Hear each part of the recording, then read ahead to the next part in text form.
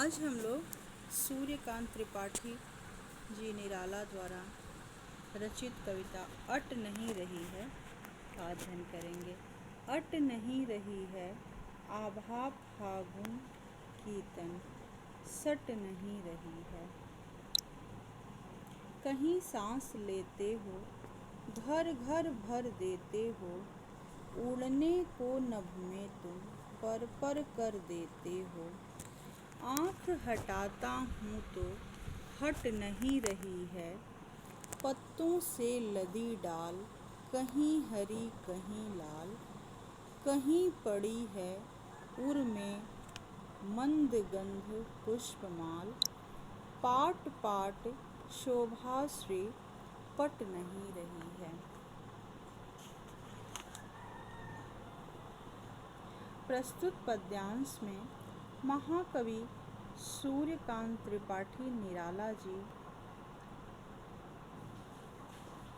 फागुन की मादकता का वर्णन कर रहे हैं। फागुन की मादकता का वर्णन करते हुए कवि कहते हैं कि फागुन के महीने की सुंदरता जो है अट नहीं रही है, यानी कि फागुन के महीने की सुंदरता जो है वो समा नहीं रही है।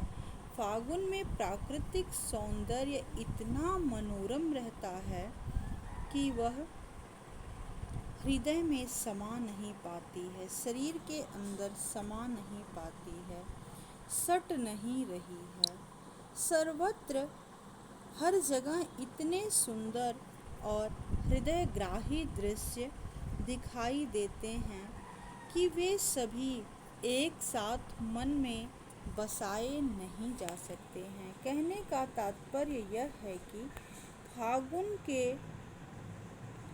समय जो प्राकृतिक दृश्य होता है वह बहुत ही मनोरम होता है। कहीं सांस लेते हो, घर घर भर देते हो। कवि कहते हैं कि किससे कहते हैं, तो फागुन को संबोधित करते हुए कहते हैं कि हे फागुन, जहाँ कहीं भी सांसें ली जाती हैं वहाँ सुगंध ही सुगंध आती है। उड़ने को नभ में तुम पर कर देते हो, और फागुन ने ही सुगंध से परिपूर्ण आकाश में उड़ने के लिए ऐसा लग रहा है जैसे पंख लगा दिए हैं।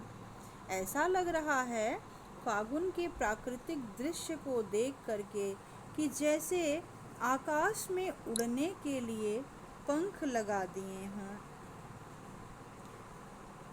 आँख हटाता हूँ तो हट नहीं रही है, और अपनी आँखों को सभी प्राणी जो हैं, सभी प्राणी जब अपनी आँखों को हटाना भी चाहते हैं तो इस वातावरण को, इस प्राकृतिक सौंदर्य को देख करके आँखें जो हैं वो हट नहीं रही है।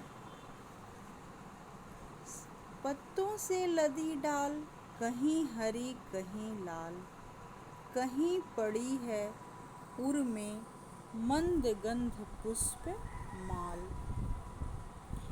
यानी कि प्रकृति में व्याप्त जो सौंदर्य है वह सजीव एवं बहुत ही हृदयग्राही है, सजीव भी है और हृदयग्राही है।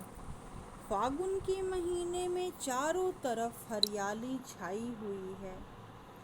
पेड़ों की जो डालियां हैं वो हरे और किसलई, यानी कि जब नई नई पत्तियां निकलती हैं तब वो लाल रंग की दिखाई देती हैं। तो जो नई नई पत्तियां निकल रही हैं वो लाल रंग से आच्छादित हैं। कहीं पड़ी है उर में गंध पुष्पमाल, और कहीं पेड़ पौधों के वक्ष स्थल पर मंद सुगंध, महकते हुए फूलों की मालाएं जो हैं वो पेड़ पौधों के वक्ष स्थल पर सुशोभित हो रही हैं।